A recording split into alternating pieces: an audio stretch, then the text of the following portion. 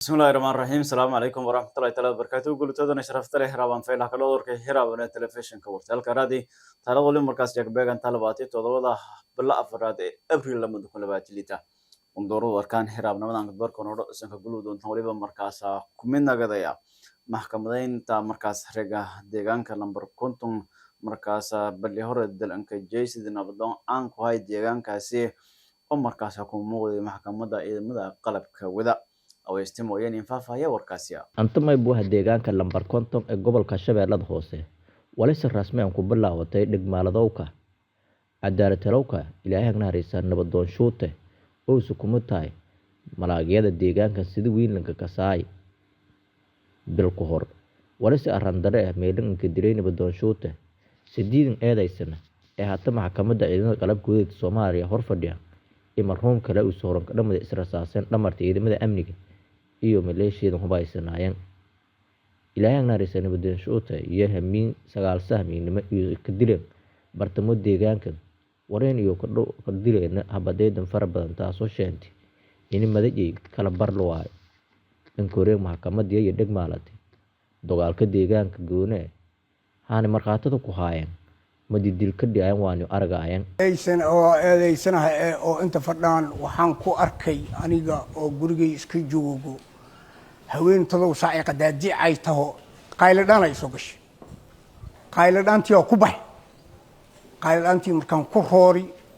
waxaa liga hor keenay marxuumka dhimahaayo oo ku soo ruurayo in makaan soo daba saar markii 10 tilaabo kala aan isku jirno xabada lagu furo marxuumkii xabadihii markii dhaceen aniga waa istaagay markaan istaagay oo xabadihii wadaadkii oo macna xabadaha ay ku dhufteen oo wadaadkii dhulka uu dhacay kadib walaxa adiga 5 daqiiqo kale ay meesha taagnayeen wana soo dul maray hadoo ayuu ruuray soo dul maray nabadoon shuuta leeyahay aniga 5 tilaabo kale isku jirnay ani markii xabadaha ay bilaawayeen afartooda saddex ma tagay ahaan dhinaca suuq afartooda ridan xabadaha afartooda ridan yaqiintooda joog marxuumka madax horta waxba laga fahmin laakiin dhabarka saddex baa loo taawuutiin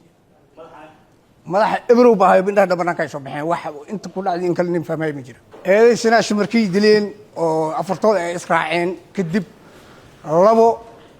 waa soo raadumiyeen xaafada ku soo laabteen xaafadu oo marxuumka lagu dilay guriyahooda meesha ahay guriyaha ku soo laabteen labane say u kudeen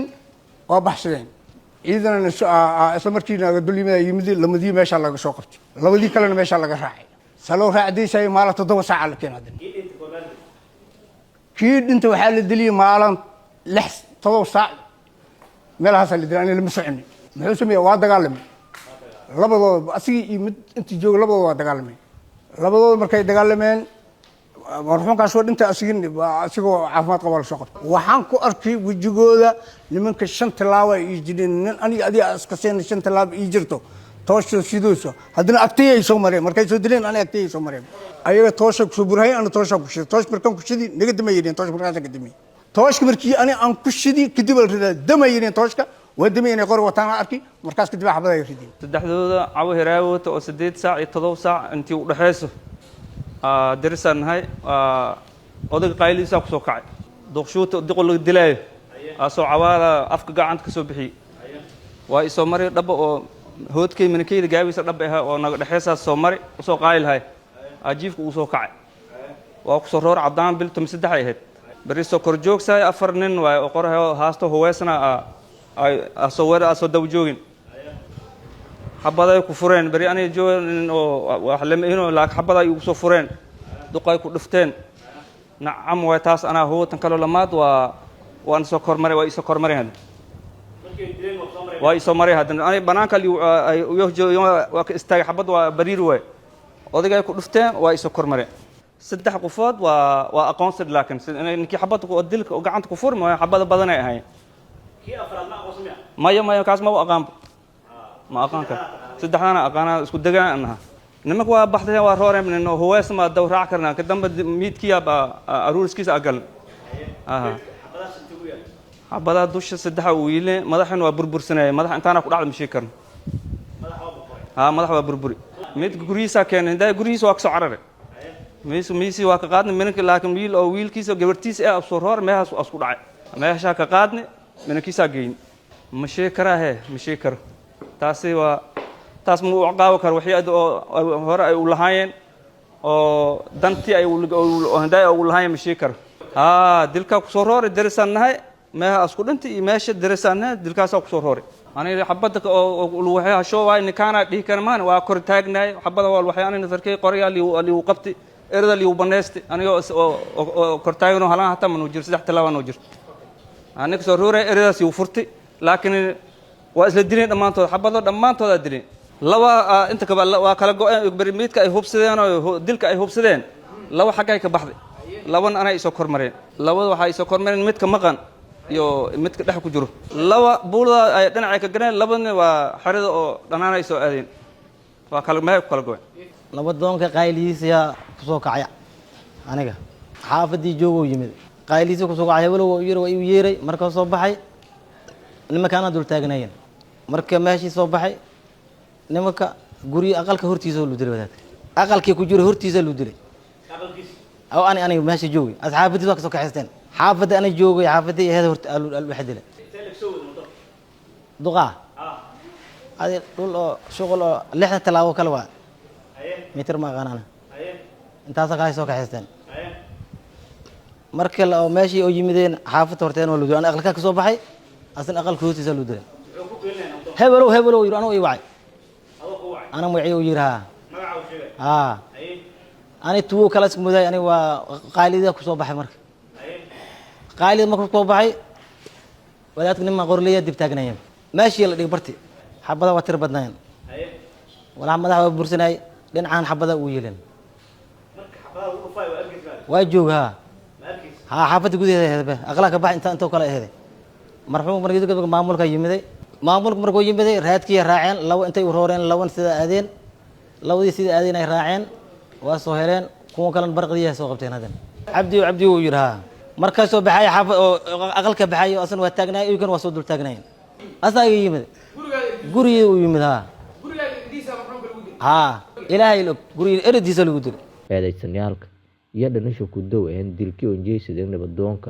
dilkiis ani shaqkum lehen نقدر هل الناس وحسب بحي إن أو بيس ساعة ويحافظ بيك ساعة محمد حسين الله نقدر يودوا إذا حافظ جودها بريء قلي لو ذا حتى تاجنين مال بنان أو حافظها كبحسن أنا إنه حتى تاجنين مال إيك أو ود لنا إسلاه تاجنين نكان جودها بريء قلي بالو تسا مقلن ما هو أكسيد تاجنين مرك حل هذه لمسة مية هل ساعة برمي مية هل سوى كلي oo xagm dhanaan halkaas nacmal ku riday halkaas ciidanka dawladda ku riday ciidanka sayna kalma ogeynani saxiibka been sanadu waxay isreed ma sheegi karo laakiin is xabad bariis rideen aniga ka horeey isii dambeey markaas dhaacmi gacantiisa ii soo taagtay xabada igu taalas dhahay ee kaale iga xir waxa dhax xabada socoto aad liifo ku saaran kuma imaan karane bariis dhax markii igu waa intii oo iska xiray سيا مرك واوس كقلا حبدا لو سدح وريده وقال محكمة حق عصنا إنا حرد يسيس هذيك سواء عن أنا وحق جرأة حيسوي عن تري أوركي شغال صوت دون صودا هاي ده وصباحي وسلوي ضد كان أنا سرعنا مركا وحاره وهوين كنا تبريو سواحدي أكسيبحه وحمر وشغلي أدون سيدي أو كصباحي marka anagu soo wada jirno oo wada ku jirno aan marxuumkan waxa yiri oona ahay biyo caawina oona nahay xaafadana biyo ku soo caawina marxuumka gaalis jirana horay xaafada inaa ku soo baxay hada biyo soo caawin soo wada kale anaka ni taal waa ku sii baxay xaafadii murugsan waa baxay dhaxda markaa tagi hal xabad markaa maqlay soo jeesina waa socday xaafadii tagi xaafadii saacad حافظ مركز سياحي يركض أنا وجيفو أركو ساقة وقواستي وسياحي أنا وجيفو اللي مال قال لي سبحي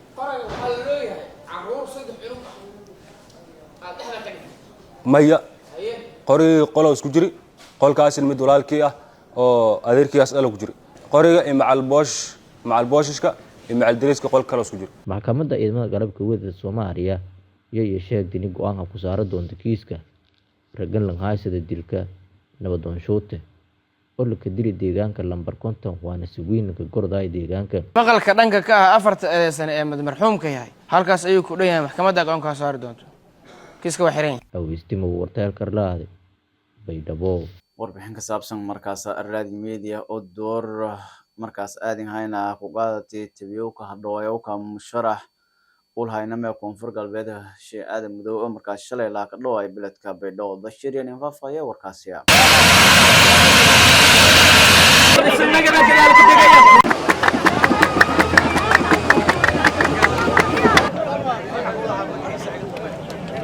garoonka Shaatigaduud International Airport ee magaalada Baydhabo xarunta kumeerka dawladda Koonfur Galbeed Soomaaliya waliba geeka sidirin laan ka dhawaay gudoomiyaha golaha shacabka baarlamaanka federaalka Soomaaliya mudane Sheekh Aadan Maxamed Nuur Sheekh Aadan Madoobe oo musharaxa ulhayka dawladda Koonfur Galbeed Soomaaliya garoonka waliba ka dhawaay mas'uuliyiin ka tirsan dawladda federaalka Soomaaliya iyo waliba haano ka tirsan dawlad goboleedka Koonfur Galbeed Soomaaliya odayaal dhaqameedka saraakiil iyo waliba qiibo shalduun ee bulshada magaalada Baydhabo iyadoona ka farahan soo dhaweyntii oo sameeyeen geeka magaalada Baydhabo waliba geeka si weyn ku dareemahay soo dhaweynta gudoomiyaha golaha shacabka baarlamaanka federaalka Soomaaliya iyadoona bulshada iyo waliba mas'uuliyiinta iyo muujin farxad sidii oo ka ganacsiin kooyowka isla markaana sidirin yohan ka dhawaayeen musharax dawladda Koonfur Galbeed Soomaaliya mudane Sheekh Aadan Maxamed Nuur Sheekh Aadan Madoobe hadhawaayahay Sheekh Aadan Maxamed Nuur oo ah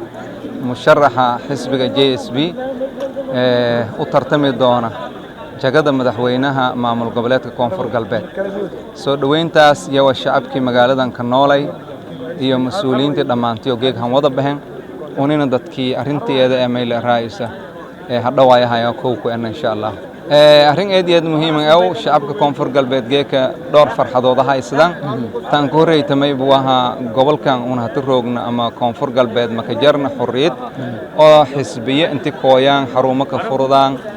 kambeynka soo biyaan doorasho qof cod ah anka diyaar garow ama ka jarna marka koowaad horta xorriyaddeeda ay tiyal heli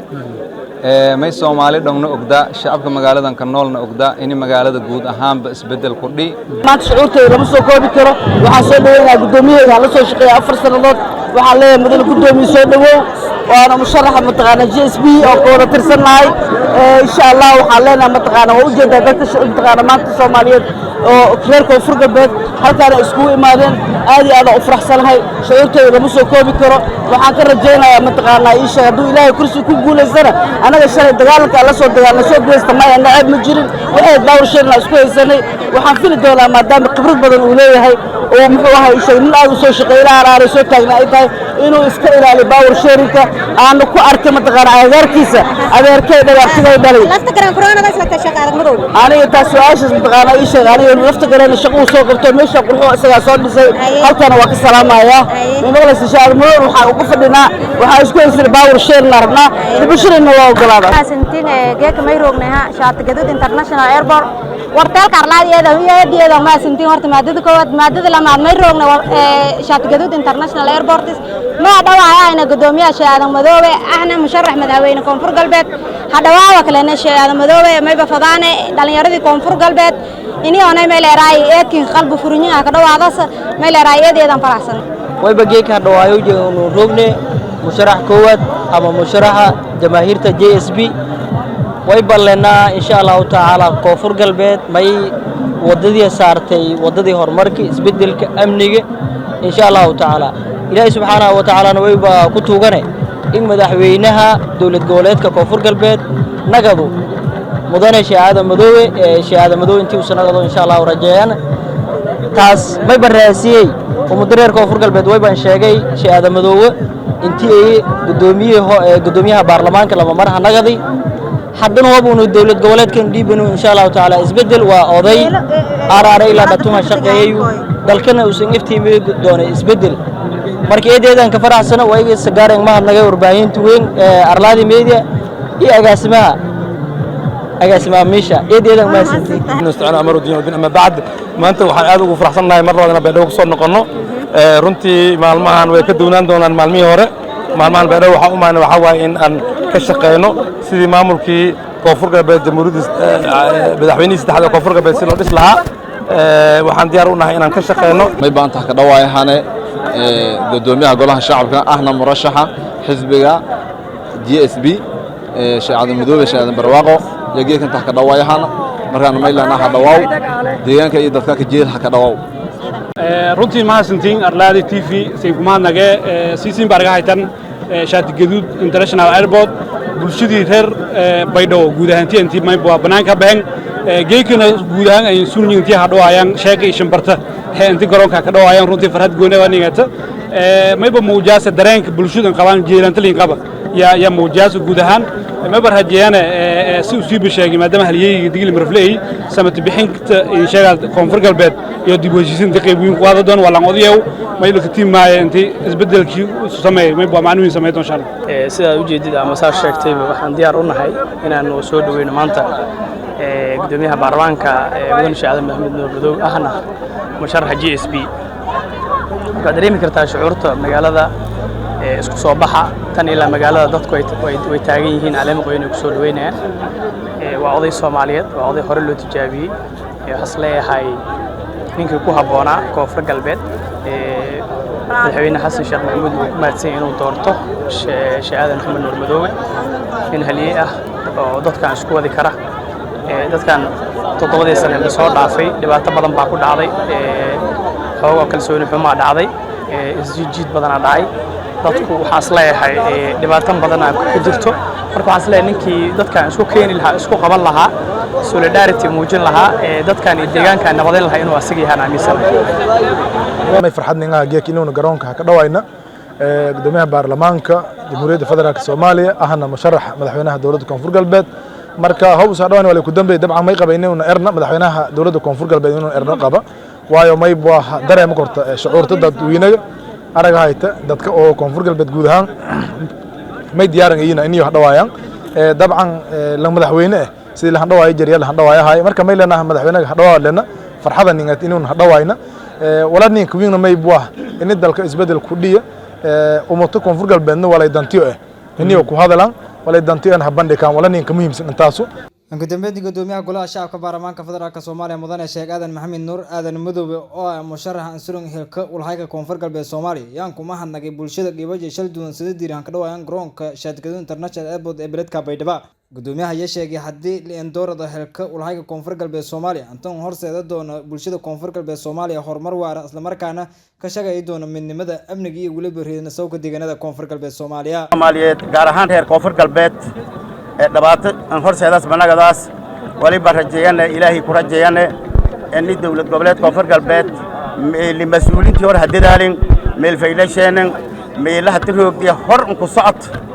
oo maaragtay ilaahi haddii arabowna socon haddii ilaahay ni guulay waliba siin ku ballan qaadana Soomaali koonfur galbeed oo madaysan dib u heshiisidii la dhameystiri oo la wada leeyahay qofna leen riyaan oo qofna leen riyaan talaadiye waliba nagada doonte tala shacab weynaha koonfur galbeed ka ganacsiga wali rajay state ilaahay barwaaqi in MCA deegaan ahaan Soomaaliya meeloon khayr badan ka shacab badan ka barwaaqo badan waliba ilaahay ku rajeeyana ku talgalkan hadii ilaahay ni guulay waliba waa ani oo koonfur galbeed oo barwaaqo ah oo Soomaali nagata meel ka daydaw sida koonfur galbeed nagada leeyahay laliiska cadaadii doogna samadaysan oo dimuqraadiyad ah oo dadka wada leeytaleeda taasa nagada doon ilaahay idin sheeg walaalayaal runtii eedan ka mahadsan mas'uuliintii abaabuli inay oo aragtay airportka naftiisba ninka diyaar intii la ka hadal waayo dhamaantiin intii isla hadal nafaday sidii la ka heloon adkaada lahaystay eeda aragtay si haya madaxweynaha iyo maamulada intii roogi mas'uuliintii intii roogdeen nooc kasta ay si on diyaariyeen kama eedan ka mahadnaga waliba in balqaha koonfur galbeed oo horumarsan koonfur galbeed oo madaysan koonfur galbeed oo xur ah koonfur galbeed oo qofliin riyaan koonfur galbeed oo heblow seemeeli galowkiliin diidi lingaraan ilaahay idin shay taasan ballan eedan ma hasantiin Shir Maxamed Abdullaahi Arlaadi TV beledka Baydhabo ulhay hore Soomaaliya oo la kahomada ka tilmaamay intii markaas ulhay Xasan Sheekh uu markaas wali wada barakayoowka shacabka Muqdisho ulhay hore Shariif Sheekh Ahmed ee markaas hoygiisa Muqdisho ka qaabilay qaar kamid ah bulshada markaa dawladda federaalka ee barakeede xaafadooda iyo markaa sheegay intii la arkay jariya shacab markaas kooxda al-shabaab ku rooro balse geeka una arintaas ku duunta waana maraayta intii ula Xasan Sheekh Maxamuud usdadkii ku qaxi guud ahaan goobahooda guryahooda ee ka yaala muqdisho intaas wali baanelun dowladda gudolun doorka wararka banaanka wararka banaan intaas wali baanelun doorka wararka gudo wararka banaanka warkaan waliba qayb ku nagadaya warbixin caalamka ee markaas hiraabtan siyaabo shal duwan ku hadlayaan diyaaradda Iiraan leeta oo weerartay saldhigga Mareykanka u sadeeya warbixin gaar ah markaas baadiyay shabakada warbaahinta Mareykanka NBC iyo ka diyaaradii howlgalka diyaaradda dagaalka Iiraan ee leeta nooca F5 maalmiinka hore ee dagaalkii indhaha Mareykanka iyo waliba Israel iyo Iiraan iyo faahfaahinta khasaaraha iyo jeesatay weerarkani iyo si weyn markaas jiidata dareenka